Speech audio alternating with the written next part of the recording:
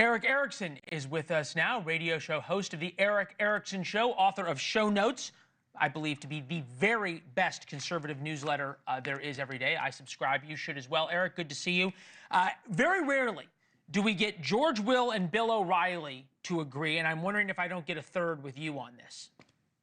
Look, I think he should be in jeopardy, but when I run the numbers in my head, McConnell probably a no. Maybe Murkowski and Collins knows again. I'm not sure about them, though. James Lankford should be a no from Oklahoma, but after the beating he got on immigration, he may be gun-shy on this from what I'm hearing.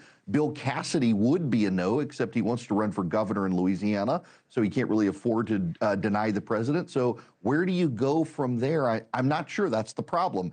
Behind the scenes, none of these guys want Kennedy, and we're hoping pressure would be built to get him out. But unfortunately and shamefully, the pro-life community, so scared to lose a seat at Trump's table, they didn't mount an aggressive effort. So some of the senators I've talked to behind the scenes who don't really like him have really, said to me, why should I go out on a political limb when the pro-life community wouldn't?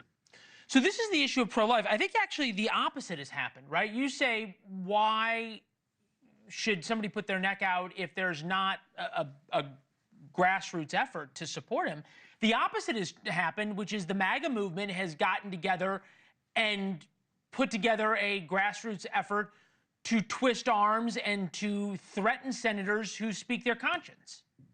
Right, very much so. And in fact, they bullied part of the pro-life movement, which is behind the scenes very vehemently opposed to him, but they haven't made an effort. Mike Pence's new group has come out with an ad campaign using Donald Trump's own words against RFK. So, yeah, I agree with Bill and George both that Robert Kennedy probably should have the most trouble, but when you run the numbers on who's most likely to object, he still might get to 50 votes and have J.D. Vance cast the tiebreak. So why does this matter? It matters greatly because RFK has been a lifelong progressive. He's been not just progressive on abortion politics, he's been progressive on legal matters that the Secretary of Health and Human Services would relate to.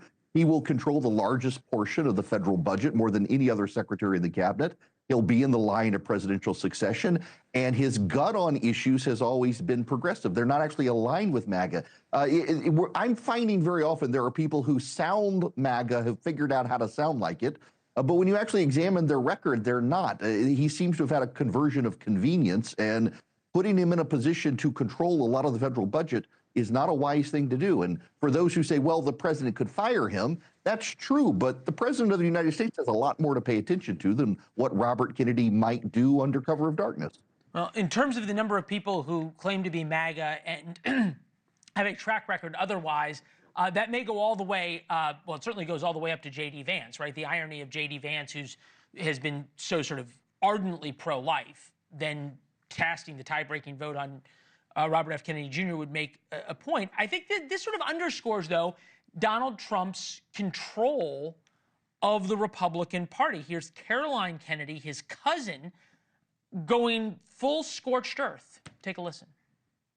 I've known Bobby my whole life. We grew up together. It's no surprise that he keeps birds of prey as pets, because Bobby himself is a predator. Unlike Bobby, I try not to speak for my father. But I am certain that he and my Uncle Bobby, who gave their lives in public service to our country, and my Uncle Teddy, who devoted his long Senate career to the cause of improving health care, would be disgusted.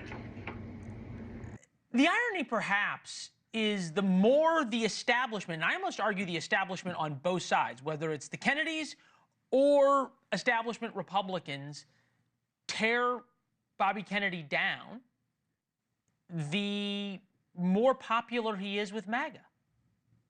Absolutely. In fact, Caroline Kennedy's state is almost an endorsement for MAGA to support him. However, there have been a number of Democrats who said they might vote for him, including just this weekend, Sheldon Whitehouse. So if Kennedy can pull back the Democrats, you only need 4 Republicans to stop him, which he may be able to get there. But, you know, some of these Republicans are hoping that the Intelligence Committee kills Gabbard so they can kill the Kennedy nomination publicly. Gabbard's will be behind closed doors. Fascinating. I think, you know, Erick, one of the reasons we're so happy to have you on is because you will tell the truth that it's something you don't want to have happen, but then analyze it and say it's something that might. Wow. Here. Thanks for watching. Go to joinnn.com to find NewsNation on your television provider. And don't forget to click the red subscribe button below to get more of NewsNation's fact-driven, unbiased coverage.